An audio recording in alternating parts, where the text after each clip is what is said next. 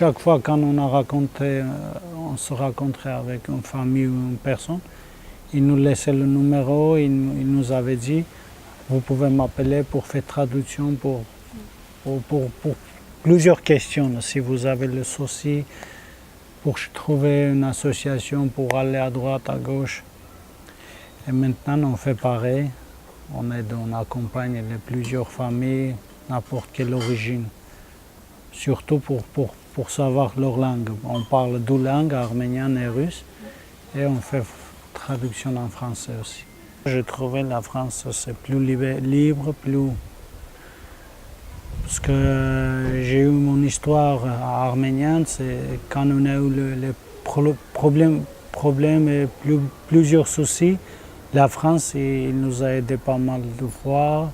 Plusieurs fois il a pas laissé avec le souci et j'ai préféré venir en France.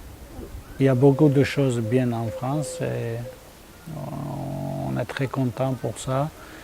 Sans avoir les papiers, on peut avoir l'aide médicale. Si on a le souci jamais, on peut se soigner ici.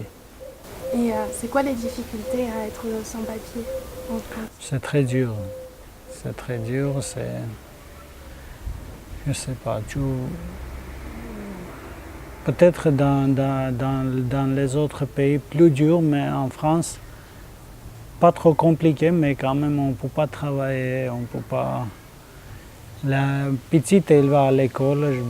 J'étais jamais dans un autre pays en Europe, mais ici même, on n'a pas de papier, mais c'est obligatoire pour inscrire à l'école et c'est bien ça. Mais par rapport au travail, si on ne peut pas travailler, on peut pas faire beaucoup de choses. Mais par contre, on n'est pas trop triste. On est entouré autour de nous avec mes amis. Ils sont très gentils. On reste toujours positif et j'espère que ça va aller.